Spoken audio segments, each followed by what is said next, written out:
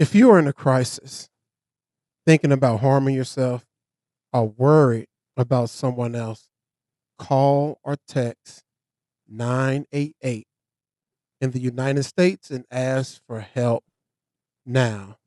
The 988 Suicide and Crisis Lifeline is free, confidential, and available 24/7. Every story's got a spark, and every spark's got a name. This is the journey of finding mine. Who am I when the lights go low?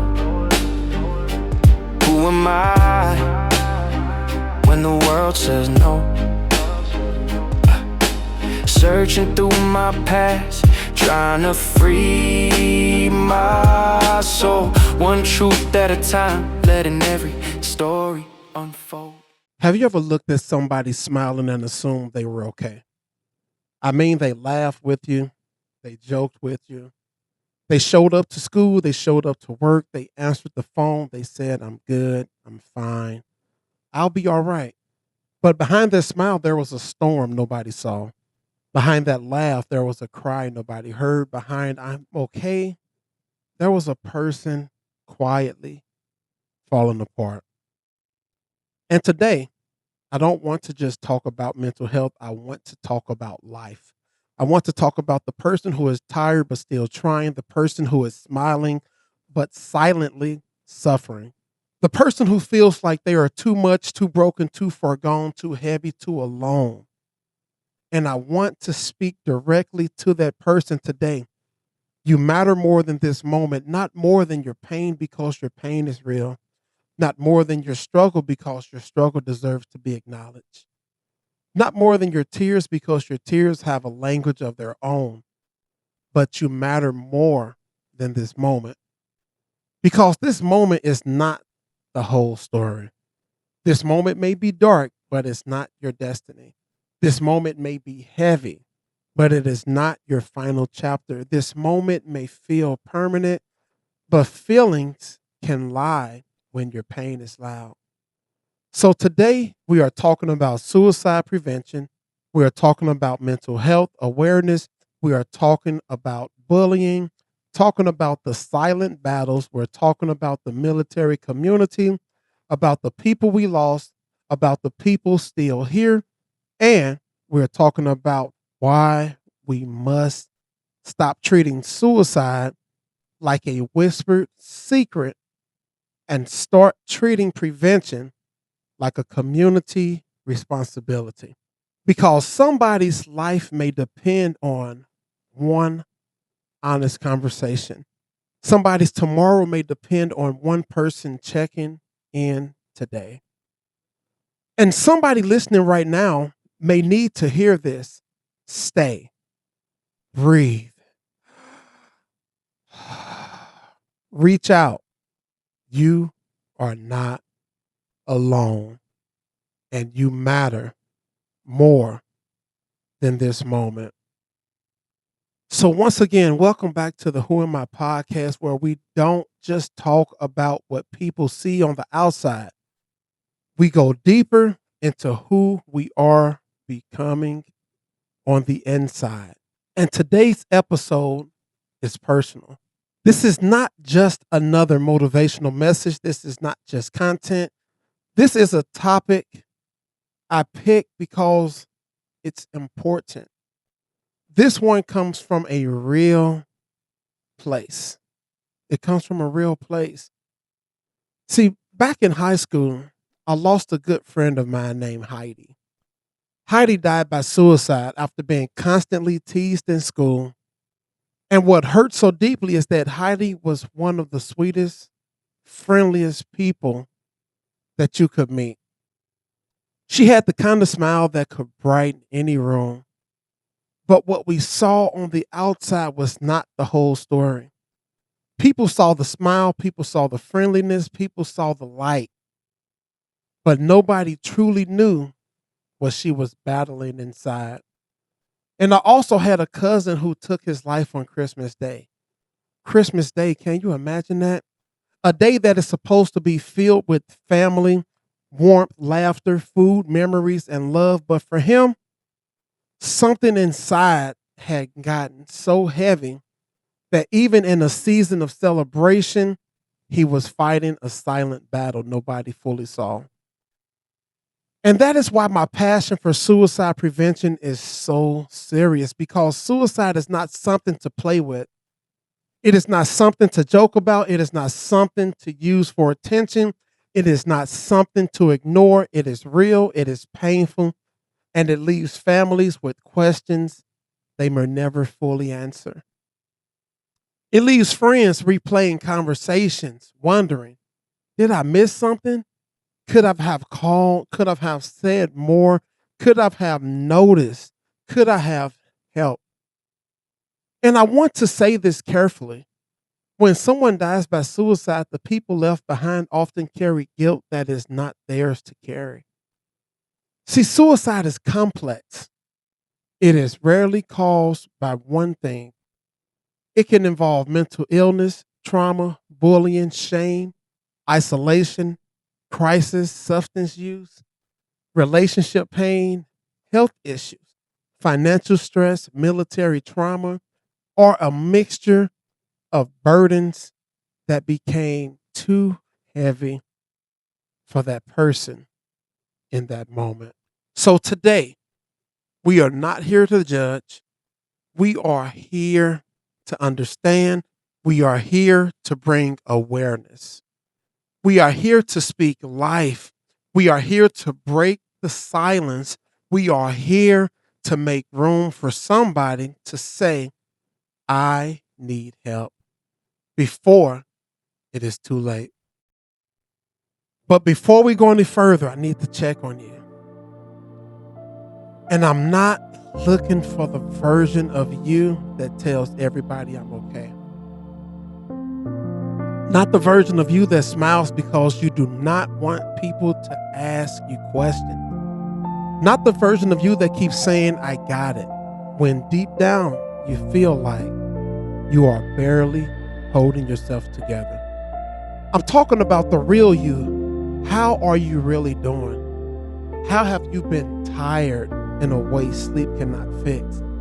Have you been laughing in public but crying in private?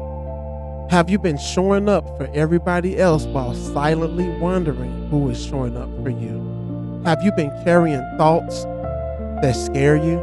Have you been feeling like your life does not matter? Have you been thinking people would be better off without you? If that is you, I need you to hear me clearly. That thought is not the truth. You are not a burden. You are not disposable. You are not broken to be helped. And you do not have to survive this moment by yourself.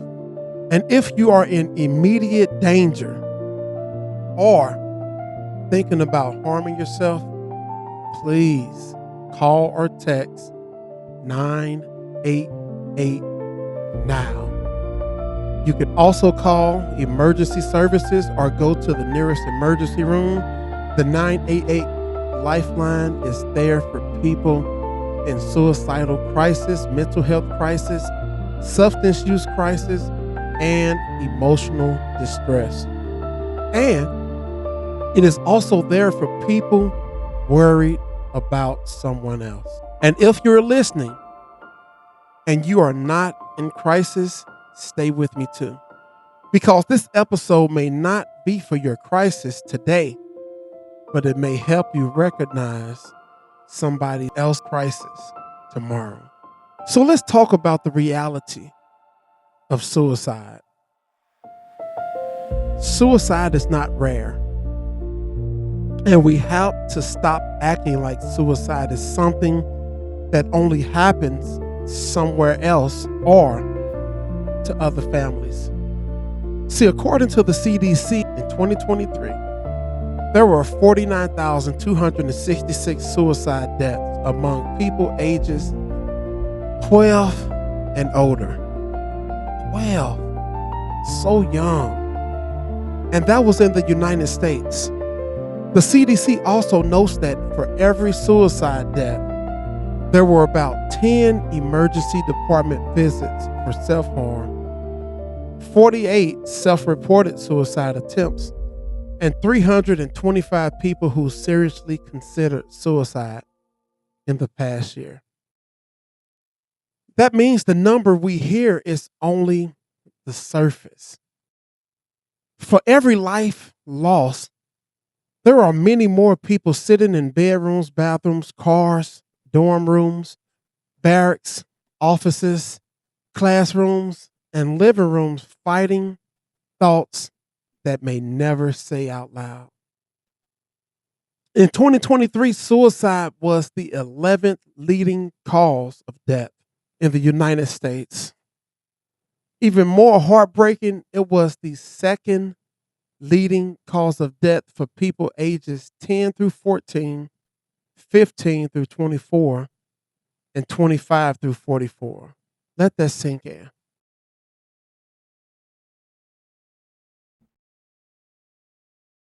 Children, teenagers, college students, young adults, parents, co-workers, military members, veterans, people with dreams, people with gifts, people with families, people with futures. This is not just a statistic. This is somebody's child, someone's friend, cousin, spouse, co-worker, classmate, somebody I wish I had called. See, one of the most dangerous assumptions we make is this: they smiled, so they must have been okay. But a smile can be a mask, laughter can be a cover, productivity can be a disguise, busyness can be avoidance. Some people do not look depressed, some people do not sound suicidal, some people do not isolate themselves completely. Some people still go to work, some people still post online, some people still encourage everybody else, they still make jokes, and they still say, I'm fine. See, that is why we have to learn to listen beyond words, because sometimes I'm fine means I do not know how to explain what I feel. Sometimes I'm tired means I do not know how much longer I can carry this. Sometimes it is what it is means I have given up trying to be understood. Sometimes silence is not peace. Sometimes silence is survival. See, the 988 Lifeline lists warning signs that may indicate someone is at risk, especially when the behavior is new, increasing, or connected to a painful event, loss, or change. See, warning signs can include talking about wanting to die, feeling hopeless, feeling trapped, being a burden, withdrawing, extreme mood changes, or looking for ways to harm oneself. And listen, please listen. Warning signs do not always show up with flashing lights. Sometimes they show up as I'm just tired, I don't care anymore. Everybody would be better without me. I can't keep doing this. You won't have to worry about me much longer. I just want peace.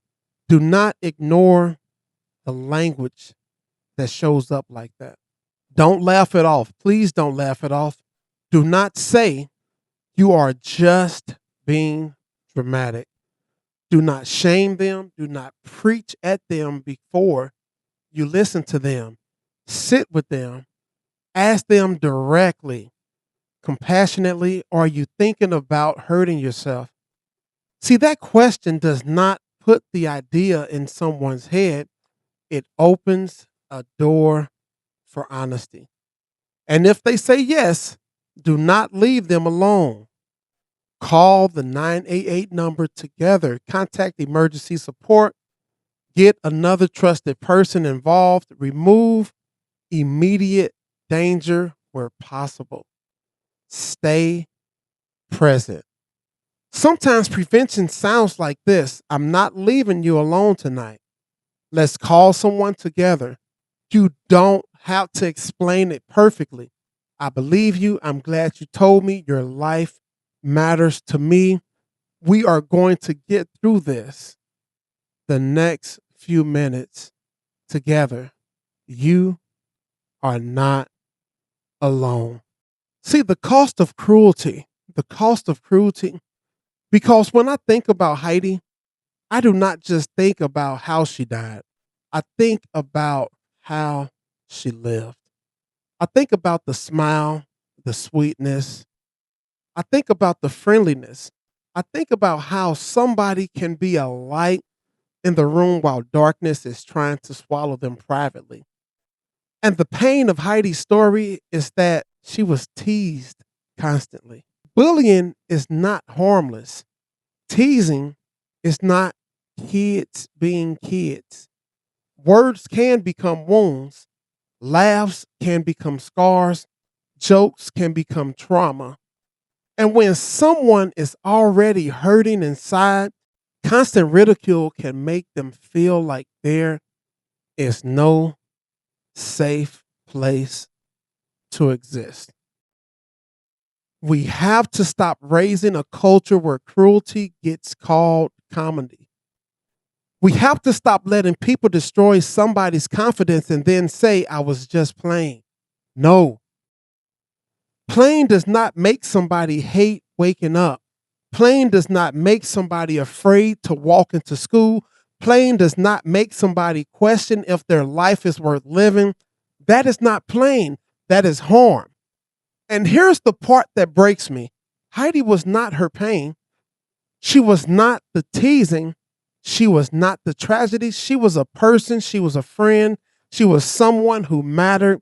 And the fact that she is not here today should make all of us ask, who are we walking past right now? Who are we laughing with but not checking on? Who are we teasing without realizing they are already bleeding inside? Who is smiling in the hallway but crying when they get home? Who is posting funny memes but privately wondering if life is worth living? Who is the Heidi in our life right now? And what are we going to do before it becomes a memorial? So let's talk about the ordinary people, real stories, real pain. See, when we talk about suicide prevention, we cannot only talk about celebrities, because most people who die by suicide are not famous. They are ordinary people with extraordinary pain. Let's talk about a few public cases that remind us how serious this is. Megan Meyer. Megan Meyer was a 13-year-old from Missouri whose death became widely associated with cyberbullying and an online hoax. Her story helped push national conversations about cyberbullying, online cruelty, and how digital harassment can have devastating real-world consequences. Jamie Rodemeyer. Jamie was a 14-year-old from New York who had spoken publicly about bullying and tried to encourage others, yet he was also experiencing severe bullying himself, including homophobic harassment. His death drew national attention to the danger of bullying and the need to protect vulnerable young people. Madison Holleran. Madison was a 19-year-old University of Pennsylvania student athlete. From the outside, she appeared successful, talented, and high achieving, but her story became a powerful example of how anxiety, depression, perfectionism, and college pressure can hide behind achievement and social media images. Amanda Todd.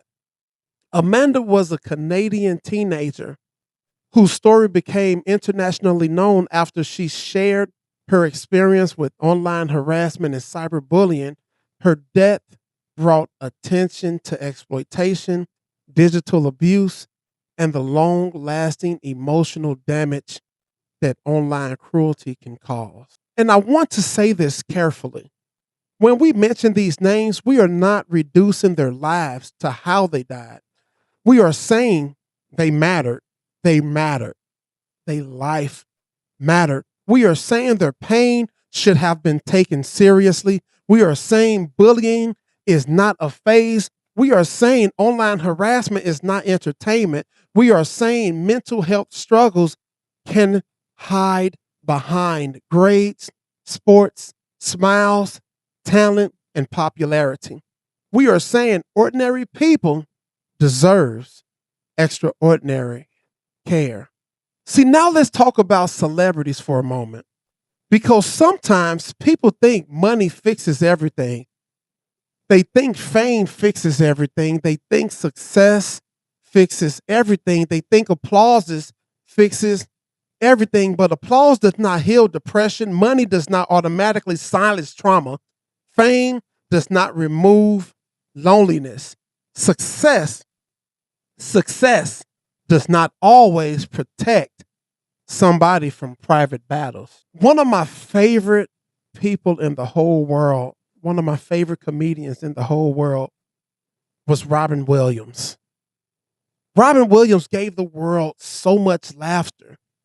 But after his death, attention turned to the complex medical reality he had been facing. His widow and medical organization have discussed his struggles with Lewy body dementia, a serious brain disease that can involve depression, anxiety, paranoia, cognitive changes, sleep disturbance, and other symptoms. Think about that. A man who made the world laugh was privately suffering in ways many people did not understand. That should teach us something. That should teach us that the class clown may need checking on too. The comedian may need checking on. The person who always make everybody else feel better may need somebody to ask, how are you? Anthony Bourdain. Anthony Bourdain was admired around the world as a chef, writer, a storyteller. A public discussion after his death often connected his story to mental health, addiction history, and the intense pressure that can exist even in lives that look adventurous and successful from the outside. Kate Spade, a globally recognized designer, died during the same week as Anthony Bourdain in 2018. And their deaths brought renewed national attention to mental health, suicide prevention, and the fact that visible success does not guarantee inner peace. Stephen Twitch Boss was known for joy, dancing, positivity, and energy. His death shocked many people because his public image seemed so full of life. His widow has since spoken about how his extroverted public personality could drain him, and his death became another reminder that a bright public presence can coexist with private struggles. Because sometimes we say, but they had everything. No, they had what we could see. They had success, influence, recognition, but no one person has everything. If they are losing the battle inside and cannot find the words to ask for help, so let's stop saying, I don't understand why they did it. Instead, let's say, I want to understand the pain better so I can help somebody who is still here. That's it. The pain should bring awareness. It's all about helping somebody who is still here, someone who is still reachable. It's never too late. So let's talk about suicide and the military, the battle after the battle. We have to talk about the military community. Service members, veterans carry things many civilians may never fully understand.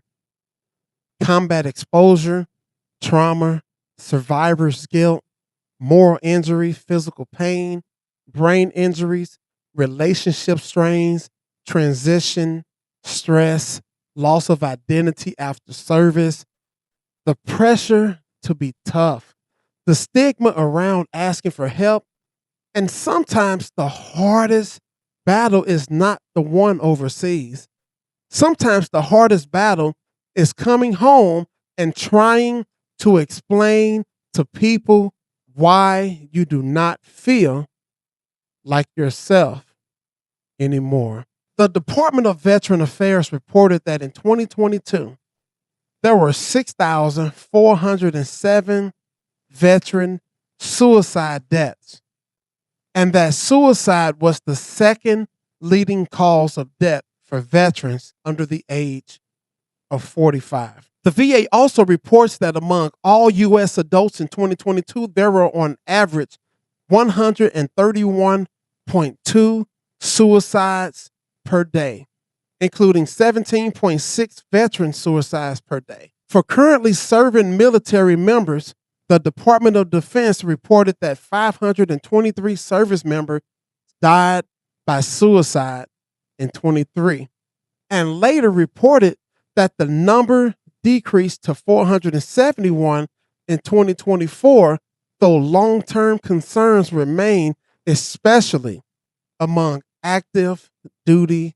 troops and young enlisted servicemen. See, those are not just numbers. Those are uniforms, those are boots, those are families, those are empty chairs, those are folded flags. Those are brothers and sisters in arms who survived deployment but struggled to survive the war within.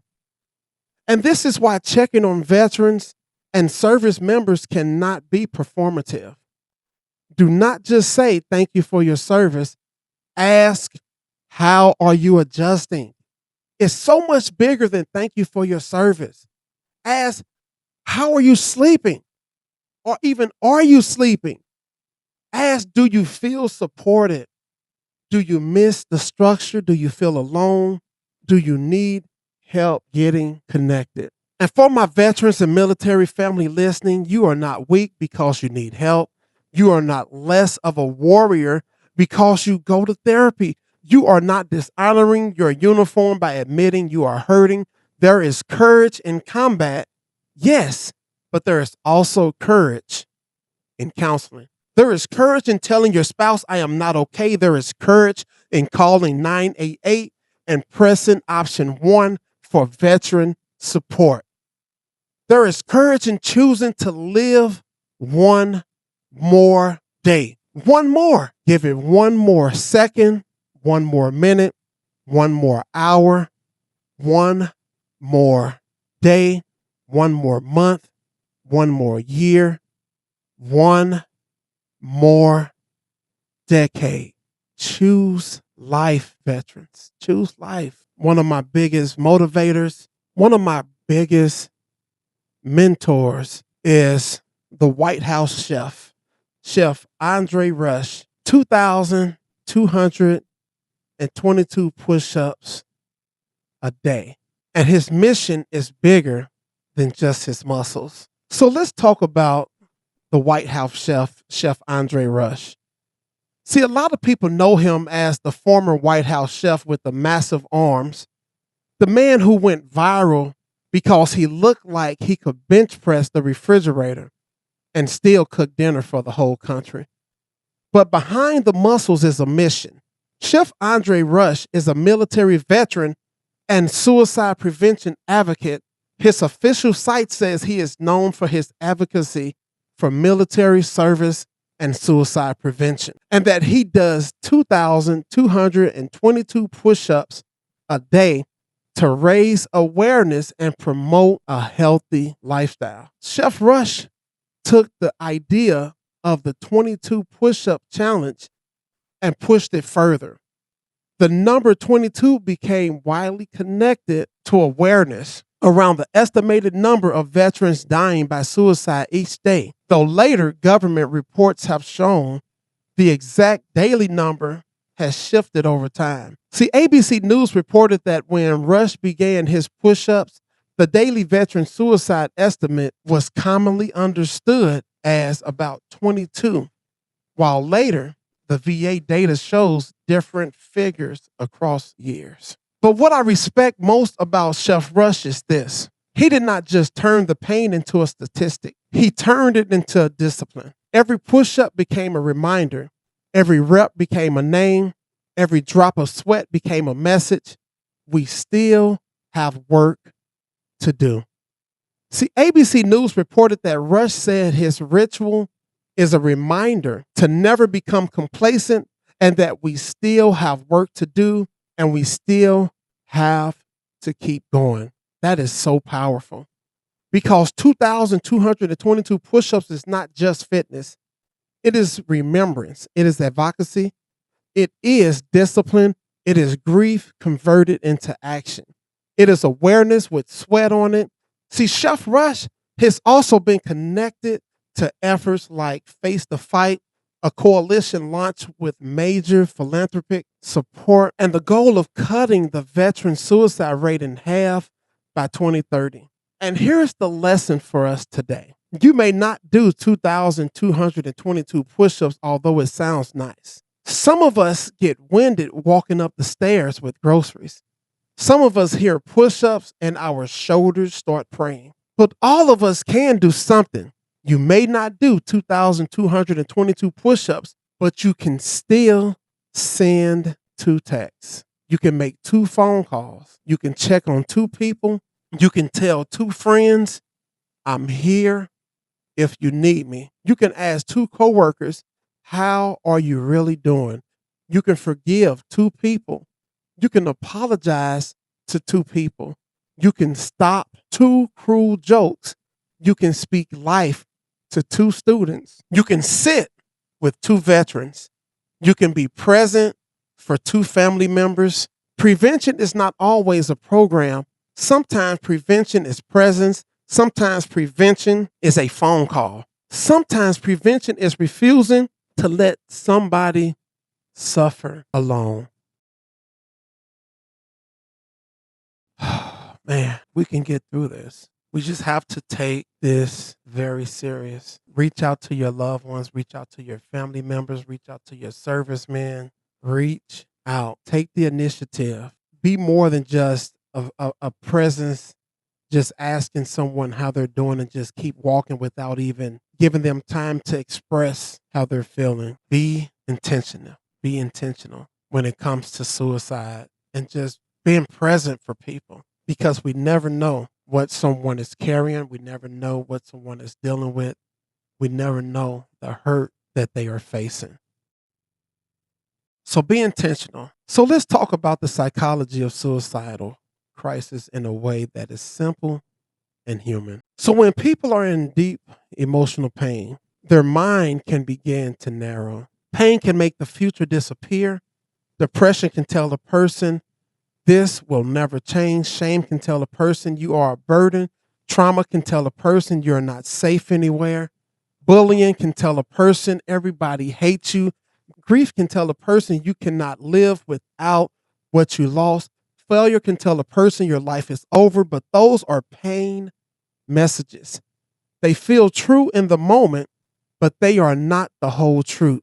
That is why the title of this episode matter. You matter more than this moment because suicidal crisis often lies about time. It makes a temporary moment feel eternal. It makes a painful season feel permanent. It makes a bad chapter feels like the whole book. But one moment is not the full measurement of your life. One mistake is not the full measurement of your worth. One breakup is not the full measurement of your future. One failure is not the full measurement of your purpose. One diagnosis is not the full measurement of your identity. One season of darkness is not proof that the sun will never rise again. And that is why connections matter because connections interrupt the lie. A phone call interrupts the spiral. A therapist interrupts the shame. A friend interrupts the isolation. A crisis line interrupts the emergency. Prayer can comfort the soul, but prayer should not be used as an excuse to avoid professional help. Faith and therapy can work together. Church and counseling can work together. Scripture and support can work together. Community and clinical care can work together. God can use a pastor, and God can use a psychologist as well. God can use a prayer circle, and God can use a crisis counselor. God can use worship, and God can also use medication when prescribed by a qualified professional. See, needing help does not mean you have no faith. It means you are human. You are human. See, this is the part of the episode where we hold up the mirror, because it's easy to say people need help. But the deeper question is this: are we creating a safe place for people to ask for help? Are we the kind of friend people can be honest with? Are we the kind of parent our child can come to without fear of being dismissed? Are we the kind of church where someone can say, I'm depressed, without being told they just need to pray harder? Are we the kind of school where the bullying is confronted instead of minimized? Are we the kind of workplace where emotional exhaustion is not mocked? Are we the kind of family that listen, or do we only lecture? Because sometimes people stay silent because the last time they open up, somebody mishandled their pain. They were told, you're too sensitive, people have it worse, you need to toughen up, stop being dramatic, you're embarrassing the family, you just want attention, pray about it, and move on. You're weak. Let me say this clearly. Pain needs compassion, not condemnation. A crisis needs care, not criticism. A suicidal person does not need shame, they need safety. And sometimes the reason people do not tell us they are drowning is because we have already shown them we do not know how to handle the water. So the mirror question is not just who needs help. The mirror question is this: am I safe enough for somebody to tell me they need help? What to say to someone who may be struggling? What to say to someone who may be struggling? This is key. You do not have to be a therapist to be helpful, but you do need to be compassionate. Here are some things you can say. I'm glad you told me. You are not a burden to me. I may not understand everything, but I want to listen. Are you thinking about hurting yourself? Do you feel safe right now? Let's call or text the suicide hotline together. I can stay with you while we get help. You do not have to face tonight alone. And here are some things not to say. Please avoid saying this, because this does not help anything at all. Do not say, stop talking like that. You're being selfish. You just want attention. You have too much to be sad about. Other people have it worse. That's crazy. You're too blessed to be depressed.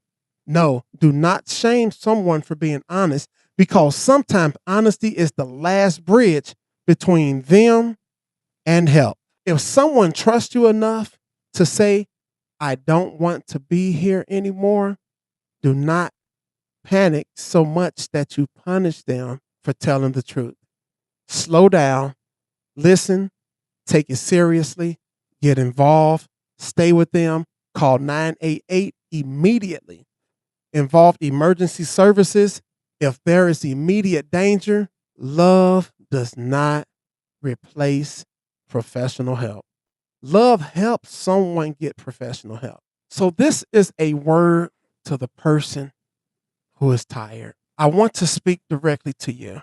You're not lazy. You're not weak, just tired. You're tired of fighting thoughts, tired of being misunderstood, tired of trying to explain the pain, tired of pretending, tired of being strong, tired of waking up heavy, tired of crying quietly, tired of feeling invincible, tired of feeling unloved. I need you to hear me. You are not what this moment is telling you.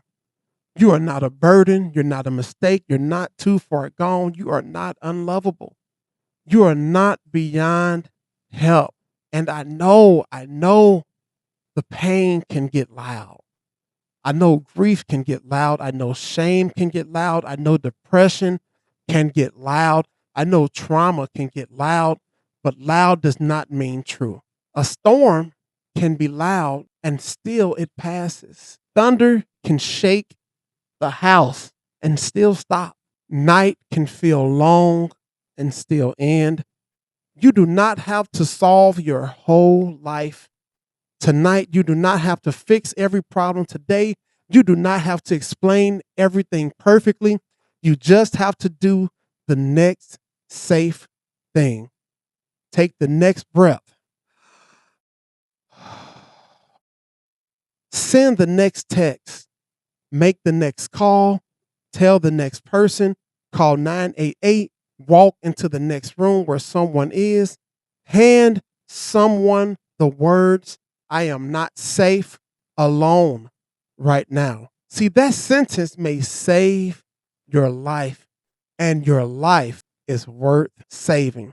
So here is my word to the parent, the teacher, the coach, and the leader. To the parents, do not assume your child is okay because they are quiet. Quiet can be peace, but quiet can also be pain. Ask questions. Check phones if you have serious concerns. Monitor online cruelty. Take bullying seriously. Do not dismiss anxiety as attitudes. Do not dismiss depression as laziness. Do not dismiss isolation as just a phase. To the teachers, your classroom may be the safest room a student enters all day. See, that student who gets teased every day may need you to intervene, not just observe. That student who smiles and helps everybody else may need you to ask, are you okay? To the coaches, pressure can produce performance, but unchecked pressure can crush a young person. Do not let an athlete believe their worth is only in their stats. To the pastors and church leaders, mental health is not the enemy of faith. Do not shame people for needing counseling. Do not make depression a character flaw. Do not use the pulpit to embarrass people who are already bleeding. The church should be a hospital, not a courtroom. To the supervisors and coworkers, check on the person whose personality suddenly changes. Check on the person who stops showing up like they used to. Check on the person who jokes about disappearing. Check on the person who has been through loss, divorce, discipline, termination, retirement, military transition, or humiliation. See, people often need support after the crowd moves on. I want to return to my cousin for a moment. The Christmas Day pain. Because Christmas Day is heavy. When someone dies by suicide on a holiday, it changes the calendar for the family forever. The day comes around every year, and while the world is singing songs, opening gifts, and smiling for pictures, the family remembers the chair that is empty. And that kind of grief is complicated because people ask, how could this happen on Christmas? But the pain does not always check the calendar. Depression does not say it is a holiday, so I will take the day off. Grief does not say the family is together, so I will be quiet. Loneliness can be louder when everybody else looks joyful. See, that is why holidays can be difficult for people who are struggling.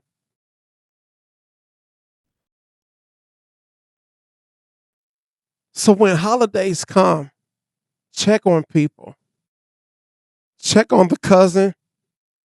Excuse me. Check on the cousin who has been quiet.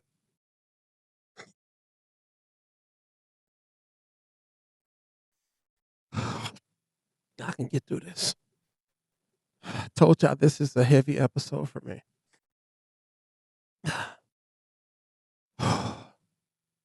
Check on the cousin who has been quiet. Check on the friend who lost someone. Check on the person going through a divorce. Check on the veteran spending the holiday alone. Check on the coworker whose family is far away. Check on the strong one. Check on the funny one. Check on the spiritual one. Check on the successful one. Check on the one who says, I don't need anything. Because sometimes I don't need anything means I don't know how to ask.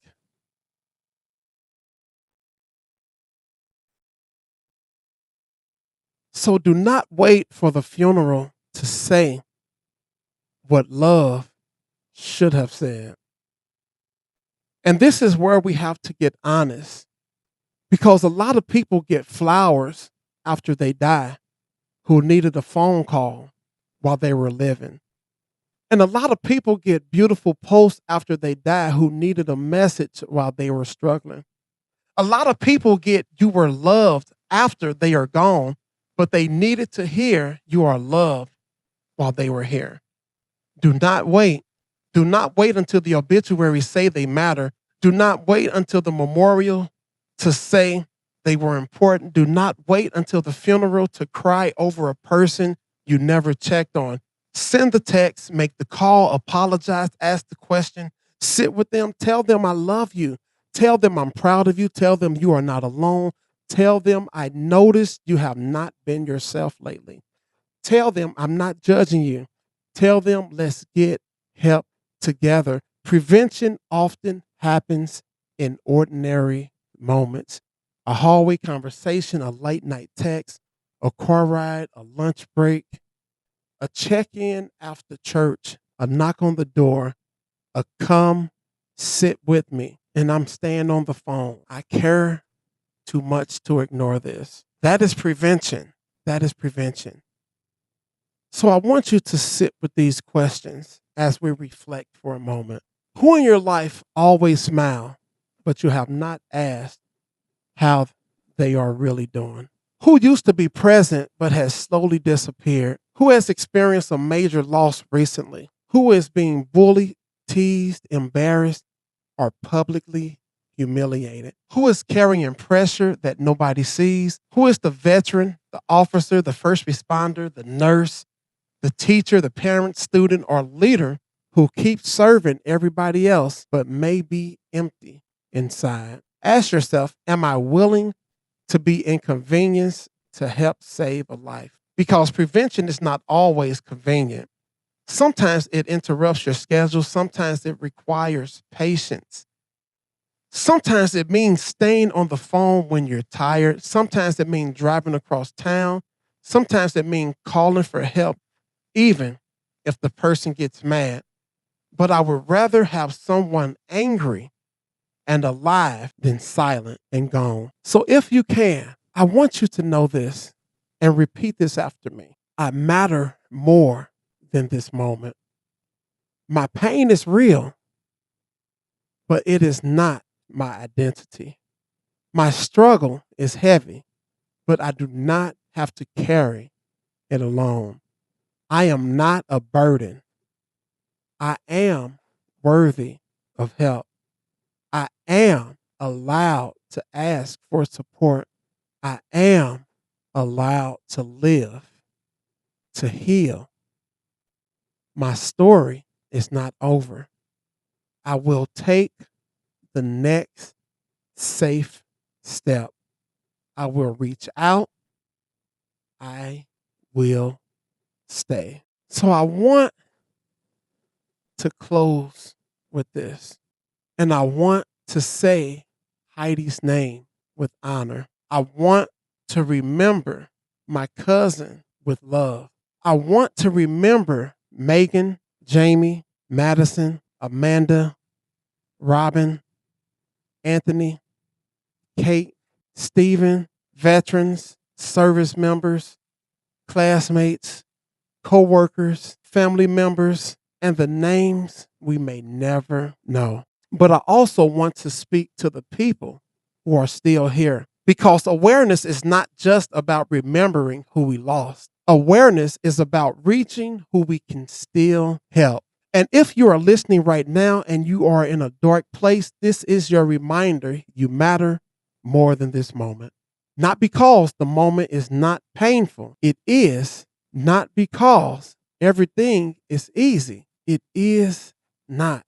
Not because you can just snap out of it. That is not how it works. You matter more than this moment because your life has value even when your mind cannot feel it. You matter more than this moment because pain is not prophecy. You matter more than this moment because depression does not get the final word. You matter more than this moment because somebody needs you here, even if you cannot see it right now. And if you cannot believe that your life matters, and if you cannot believe for yourself, borrow my belief until yours comes back.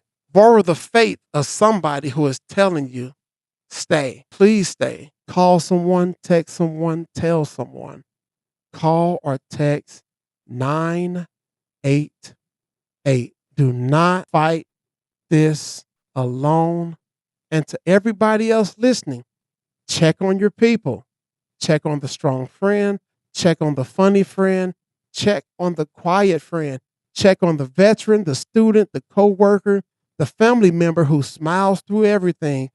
Check on the person who always says, I'm good. Because one conversation can become a lifeline. One text can interrupt the tragedy. One act of love can remind somebody they are not alone. So remember, you matter. Your life matters. Your story is not over. You matter more than this moment. And if you're in a crisis or worried about someone else, call or text 988 now. Help is available 24/7, 7 days a week, 24 hours a day, constantly. Someone is always available to hear for you. You matter more than this moment. So before we move forward, I want you to pause for just a moment. Take a breath. Wherever you are, whatever you're carrying, this next part is for you.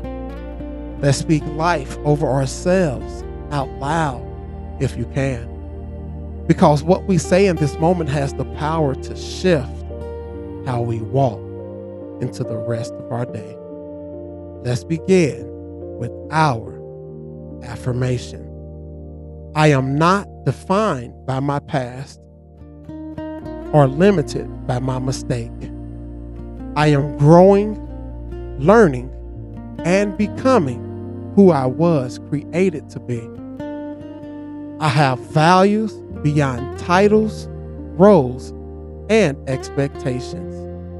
I choose honesty over fear and growth over comfort.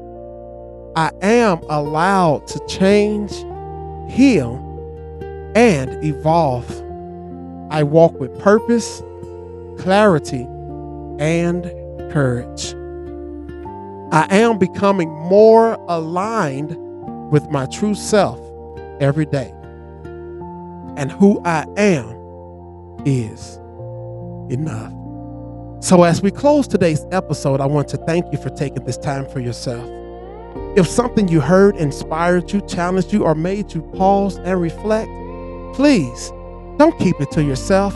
Share this episode with someone who may need this. Invite them into the conversation. See, this podcast grows when we grow together. I cannot do this without you. See, we grow together through shared stories, honest reflections, and real connections.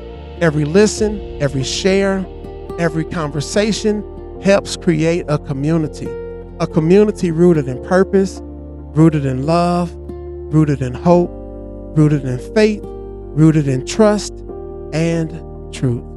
So until next time, keep reflecting, keep becoming, and remember, you matter.